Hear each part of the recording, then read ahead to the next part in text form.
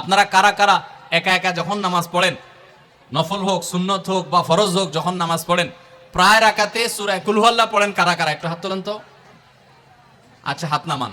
সূরা ইখলাস, এটাকে আমরা সাধারণত কুল হুয়াল্লাহ সূরা বলি, তাই না?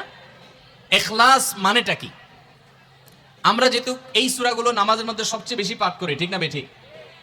এই সূরাগুলো অর্থাৎ শেষের দিককার সূরাগুলো আমরা যেহেতু বেশি নামাজের মধ্যে পাঠ করি, এই সূরাগুলোর অর্থ যদি আমি জানি, ব্যাখ্যা যদি আমি জানি, তাহলে নামাজের মধ্যে মনোযোগ ধরে রাখা সহজ হবে। কারণ আপনি মুখে কি পড়তেছেন আপনি নিজে অর্থ বুঝেন না, মন্ত্রের মতো পাঠ করতেছেন। যদিও না বুঝে পড়লেও আপনি সওয়াব পাবেন, কিন্তু না বুঝে পড়লে তো আর এই কোরআনে আল্লাহ কি বলেছে এটা আপনি জানতে পারবেন না, না জানলে সে অনুযায়ী আপনি আমলও করতে পারবেন না। এই জন্য আমাদেরকে বুঝতে হবে। এই জন্য সূরা ইখলাস সম্পর্কে আমরা জানি। ইখলাস এই সূরার নাম, সূরার নাম হলো সূরাতুল ইখলাস বা ইখলাসের সূরা। ইখলাস শব্দের একটা অর্থ হলো পিওর করা, খাঁটি করা। তার মানে আমাদের ইবাদতটা শুধু আল্লাহর জন্য হবে, খাঁটি হবে, এখানে কোনো ভেজাল অন্য কারোর জন্য সেটা হবে না। আমাদের দোয়াগুলো সব শুধু আল্লাহর জন্য হবে, খাঁটি এবং ফ্রেশ ভাবে আল্লাহর জন্য নিবেদন করবো, সাথে আর কারোর সেখানে শরীক করব না। এই জন্য এই সূরার নাম ইখলাস, যে এই সূরার মধ্যে আল্লাহর ইবাদত, একত্ববাদ, তাওহীদ এটাকে খাঁটি করবার নির্দেশ দেওয়া হয়েছে। আল্লাহর কোনো শরীক নাই, এই জন্য এটাকে সূরা ইখলাস বলা হয়েছে, খাঁটি করার সূরা, ঈমানকে বিশুদ্ধ করা, তাওহীদকে ঠিক করার সূরা। একইভাবে ইখলাসের আরো বিভিন্ন অর্থ এবং বিভিন্ন ব্যাখ্যা আছে, আমরা শুধু এইটুকু বলি। এরপর আসা যাক সূরা কুল হুয়াল্লাহ। কেন আল্লাহ তাআলা এই সূরাটা নাজিল করলেন? কোরআনে কারীমের বিভিন্ন সূরা, বিভিন্ন আয়াত নাজিলের প্রেক্ষাপট আছে, যেটাকে শানে নুজুল বলা হয়। কেন এই সূরা আল্লাহ তাআলা আমাদেরকে দিয়েছেন, এ সম্পর্কে প্রিয় নবী সাল্লাল্লাহু আলাইহি সাল্লামের এক সাহাবী, তার থেকে একটি হাদিস বর্ণিত আছে। সেই হাদিসের আলোকে আমরা জানি যে মক্কার মুশরিকরা, মক্কার কাফিররা, অবিশ্বাসীরা, তারা প্রিয় নবী সাল্লাল্লাহু আলাইহি সাল্লাম যখন তাওহীদের দাওয়াত দিলেন, আল্লাহর পথে আসার দাওয়াত দিলেন, তারা বলল, মুহাম্মদ, আমরা তো সবার বংশ পরিচয় জানি। সেই যুগে মানুষ উটের পর্যন্ত বংশ পরিচয় জানতো, শিখতো। তো নবী সাল্লাল্লাহু আলাইহি সাল্লামকে তারা জিজ্ঞাসা করেছে, মুহাম্মদ, তোমার যে আল্লাহর কথা বলো, ঈমান আনার জন্য বলো, তোমার আল্লাহর বংশ পরিচয়টা একটু আমাদেরকে জানাও। মক্কার মুশরিকদের এরকম হাস্যকর দাবি শোনার পর প্রিয় নবী সাল্লাল্লাহু আলাইহি সাল্লামের প্রতি আল্লাহ তাআলা এই সূরা নাজিল করে তাদের এই প্রশ্নটা যে অবান্তর, আল্লাহ তাআলার যে কোনো বংশ পরিচয় নাই, আল্লাহর যে কোনো জন্মদাতা নাই, তিনি যে কোনো জন্মদাতার মুখাপেক্ষী নন, সে বিষয়টাকে আল্লাহ তাআলা বিশদভাবে এই সূরাতে বিবৃত করেছেন, বর্ণনা দিয়েছেন। এই জন্য ওই প্রেক্ষিতে এই সূরাটা নাজিল হয়েছে। কোন কোন উলামায়ে কেরাম, কোন কোন মুফাসসিরগণ অবশ্য ভিন্ন আরো একাধিক কথাও বলেছেন, তবে এটি সবচেয়ে প্রসিদ্ধ এবং বেশিরভাগ মুফাসসিরদের মতে এটি যে সূরা ইখলাস, কুল হুয়াল্লাহ সূরা নাজিল হয়েছে মক্কার মুশরিকরা প্রিয় নবী সাল্লাল্লাহু আলাইহি সাল্লামের কাছে আল্লাহর বংশ পরিচয় জানতে চাওয়ার মতো মূর্খতাসুলভ প্রশ্ন করেছে। সেই প্রশ্নের জবাবে এই সূরায় আল্লাহ রাব্বুল আলামিন বিস্তারিত বিবরণ দিয়েছেন। এবার আসুন আমরা এই সূরায় কি বলেছেন আল্লাহ রাব্বুল আলামিন সে বিষয়ে জানবো, এবং সেই সাথে এই সূরাটার বিশেষ ফজিলত আছে, সূরা ইখলাসের আবার স্পেশাল ফজিলত আছে, কি সেটা আমরা জানবো ইনশাআল্লাহ তাআলা। আমরা প্রথমে আসুন সূরার অর্থ আমরা জেনে নেই। কুল হুয়াল্লাহু আহাদ। আমার সাথে সাথে আপনারা বলুন, কুল হুয়াল্লাহু আহাদ, আল্লাহুস সামাদ, লাম ইয়ালিদ ওয়া লাম ইউলাদ ওয়া লাম ইয়াকুল লাহু কুফুয়ান আহাদ। কুল হুয়াল্লাহু আহাদের অর্থ হলো বলুন। কুল মানে বলুন। এই কুলটা বড় কাফের কুল। আমরা অনেকে কয় রস্যকার কুল ও কুল, বড়ই লিখতে যে কুল লিখি আমরা ওই রকম বলি। এই কাফটা ভেতর থেকে আসবে, কুল কুল কুল বললে তার অর্থ হবে বলো। আর যদি ছোট কাফের কুল অর্থাৎ বাংলায় করস্যকার কুল ও কুল লিখি যে আমরা ওরকম কুল যদি বলেন, আরবিতে তার অর্থ হলো খাও। একটা হলো বলো, আরেকটা হলো খাও। অর্থের মধ্যে বেশ কম আছে না নাই? অনেক বেশ কম, কোথায় খাওয়া আর কোথায় বলা। এই জন্য এই কফটাকে একটু শুদ্ধ করার চেষ্টা করতে হবে। কুল ভিতর থেকে, কুল কুল হুয়াল্লাহু আহাদ। এর অর্থ কি? কুল মানে বলুন।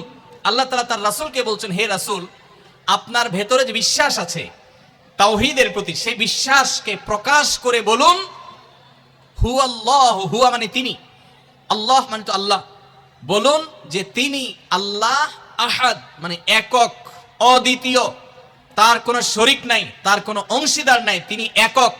বংশ পরিচয়ে তার থাকার প্রশ্নই ওঠে না। যিনি একক, যিনি অদ্বিতীয়, যার কোনো শরিক নাই এবং যার কোনো পার্টনার নাই, যার কোনো ফ্যামিলির সদস্য নাই, যিনি একক, তার বংশ পরিচয় জানতে চাওয়া এটা মূর্খতা এবং অজ্ঞানতা। এই জন্য আল্লাহ রাব্বুল আলামিন জানিয়েছেন, কুল হুয়াল্লাহু আহাদ, বলে দিন তিনি আল্লাহ, যিনি একক, আল্লাহুস সামাদ, আল্লাহ হলেন সামাদ। সামাদ শব্দের অর্থ হলো যে তিনি হলেন সেই মহান সত্তা, সবাই যার কাছে মুখাপেক্ষী তিনি কারোর কাছে মুখাপেক্ষী নন। সমাদ মানে হলো যিনি অমুখাপেক্ষী, যিনি কারো মুখাপেক্ষী না। পৃথিবীর সকল সৃষ্টি তার মুখাপেক্ষী, তিনি কারো মুখাপেক্ষী না। যেহেতু তিনি কারো মুখাপেক্ষী না, অতএব তার বাপেরও প্রয়োজন নাই, তার মায়েরও প্রয়োজন নাই, তার সন্তানের প্রয়োজন নাই, বন্ধুর প্রয়োজন নেই, তার কারোর কোনো প্রয়োজন নেই। সবার তাকে প্রয়োজন, কিন্তু তিনি কারোর কাছে মুখাপেক্ষী নন। আল্লাহুস সামাদ লাম ইয়ালিদ ওয়া লাম ইউলাদ, যেহেতু তিনি কারো মুখাপেক্ষী নন, এজন্য তিনি কাউকে জন্ম দেননি। ওয়া লাম ইউলাদ, এবং তাকেও কেউ জন্ম দেয়নি। যেহেতু তিনি কারো মুখাপেক্ষী না, এজন্য তার বাপমারও প্রয়োজন নাই। আমরা দুনিয়াতে আসার জন্য বাপমার মুখাপেক্ষী, বাপমা ছাড়া আসতে পারি না। যেহেতু আল্লাহ কারো মুখাপেক্ষী নন, এজন্য তার কোনো জন্মদাতার প্রয়োজন হয়নি। ওয়া লাম ইউলাদ, এবং তিনি কাউকে জন্ম দেননি। কারণ আমাদের সন্তান সন্ততি জন্ম দিতে হয় আমাদের প্রয়োজনে, কারণ আমার বংশধারা ধরে রাখতে হবে, আমার নামটা ধরে রাখতে হবে, আমার সম্পদ রক্ষণাবেক্ষণ করতে হবে, বৃদ্ধকালে আমাকে দেখাশোনা করতে হবে। এইসব কারণে আমাদের সন্তানের প্রয়োজন হয়। আল্লাহ তাআলা যেহেতু মুখাপেক্ষী নন কোনো কিছুর প্রতি, এই জন্য তার কাউকে জন্ম দিয়ে তার বংশটিকে রাখারও প্রয়োজন নাই, আবার তাকে কেউ জন্ম দেওয়ারও প্রয়োজন নাই। ওয়ালাম ইয়াকুল্লাহু কুফুয়ান আহাদ, আর তার কোনো সমকক্ষ নাই, তার সমান কেউ নাই, তার সাথে কোন প্রকার সাদৃশ্য হতে পারে এমন আর কেউ নাই। তিনি অদ্বিতীয়, তিনি একক। এই ছোট ছোট 4টি সূরায় আল্লাহ তাআলার 3টি গুণবাচক নাম আল্লাহ উল্লেখ করেছেন। আল্লাহর মূল নাম যেটা সেটা উল্লেখ করেছেন আল্লাহ, তার জাতে পাকের নাম। আর এর পাশাপাশি আরো 2টি গুণবাচক নাম উল্লেখ করেছেন। এক হলো আহাদ মানে একক, এটা আল্লাহর গুণবাচক নাম, আর একটা হলো সমাদ, এটাও আল্লাহর গুণবাচক নাম। এই নামগুলো আল্লাহ তাআলা উল্লেখ করেছেন। এই যে সূরাটা, সূরা ইখলাস আমরা জানলাম, এর অর্থ আমরা শুনলাম। এই সূরার ফজিলত কি? 3টা ফজিলত আপনারা শুনেন। 1 নম্বর, নবী করিম সাল্লাল্লাহু আলাইহি সাল্লাম বলেছেন এই সূরা ইখলাস এটা হলো কোরআনে কারীমের 3 ভাগের 1 ভাগ। বলেন সুবহানাল্লাহ। সূরা ইখলাস বা কুল হুয়াল্লাহ সূরাটা হলো কোরআনে কারীমের কয় ভাগের 1 ভাগ? 3 ভাগের 1 ভাগ। 3 ভাগের 1 ভাগের মানে কি? এই সম্পর্কে কোন কোন তাফসীরবিদগণ বলেছেন এর মানে হলো গোটা কোরআনে আল্লাহ তাআলা মৌলিকভাবে 3টা বিষয়ের আলোচনা করেছেন। কয়টা বিষয়? এই পুরো কোরআন জুড়ে আল্লাহ তাআলা আলোচনা করেছেন কয়টা বিষয়ে? 3টা বিষয়। নাম্বার 1 তাওহীদ, একত্ববাদ, ঈমান সম্পর্কে। নাম্বার 2 আখবার, বিভিন্ন জাতি গোষ্ঠীর ইতিহাস আল্লাহ এখানে আলোচনা করেছেন। নাম্বার 3 এই কোরআন আল্লাহ তাআলা আলোচনা করেছেন আহকাম বা বিধিবিধান। ঈমানটা মানুষের, বিশ্বাসটা মানুষের সবচেয়ে গুরুত্বপূর্ণ। বিশ্বাস মানুষকে পরিচালনা করে, জন্য কোরআনে এটার আলোচনা সবচেয়ে বেশি। এরপর ইতিহাসের আলোচনা মানুষের অনেক বেশি প্রয়োজন শিক্ষা গ্রহণ করবার জন্য পূর্বের ঘটনাবলী থেকে, সেজন্য সেগুলোও আছে। আর 3 নম্বর বিধিবিধান, মানুষ কিভাবে চললে কোন দিকে গেলে লাভ হবে, কোথায় গেলে ক্ষতি হবে, সে হালাল হারামের বিবরণ কোরআনে আছে। 3টা বিষয়ের আলোচনার মধ্যে একটা হলো তাওহীদ বা ঈমান।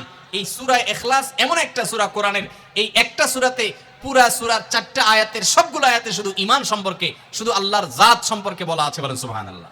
ভাইরা আমার, এই সূরা ইখলাস বা সূরা কুল হুয়াল্লাহ এটা কোরআনে কারীমের 3 ভাগের 1 ভাগ। এটার একটা ব্যাখ্যা। আরেকটা ব্যাখ্যা হলো কোরআনে কারীম যদি কেউ পুরাটা পড়তে পারে যে পরিমাণ সওয়াব সে লাভ করবে। শুধু কুল হুয়াল্লাহ সূরা যদি একবার পাঠ করে, কয়বার? একবার যদি পাঠ করে, কোরআনে কারীমের 3 ভাগের 1 ভাগ তেলাওয়াত করার সওয়াব আল্লাহ তাআলা ওই ব্যক্তিকে দান করেন। তাহলে যদি কেউ 3 বার পাঠ করে, তাহলে এখান থেকে বোঝা যায় যে আল্লাহ তাআলা তাকে পুরা কোরআন একবার তেলাওয়াতের সওয়াব দান করবেন। পুরা কোরআন কষ্ট করে তেলাওয়াত করলে সেটার যে মর্যাদা হবে সেটা অবশ্যই ভিন্নতর। কিন্তু 3 কুল সূরা ইখলাস এটাকে 3 বার পাঠ করলে আল্লাহ রাব্বুল আলামিন কোরআনে কারীমের পূর্ণাঙ্গ কোরআন তেলাওয়াতের সওয়াব পাবেন বলে অনেক উলামা ইকরাম, মুহাদ্দিসিন ইকরাম বলেছেন এই হাদিসের আলোকে। এটা হলো এর দ্বিতীয় ফজিলত। প্রথম ফজিলত। দ্বিতীয় ফজিলত হলো আমাদের প্রিয় নবী সাল্লাল্লাহু আলাইহি ওয়াসাল্লামের সময়ে তিনি এক দলকে একটা অভিযানে পাঠিয়েছেন। তাদের মধ্যে যিনি ইমাম সাহেব ছিলেন, ওই আল্লাহর বান্দা প্রত্যেক নামাজের মধ্যে যে কোনো সূরা পড়তেন, যে কোনো কেরাত পড়তেন, শেষে সূরা ইখলাসটা অবশ্যই পাঠ করে তারপর রুকুতে যাইতেন।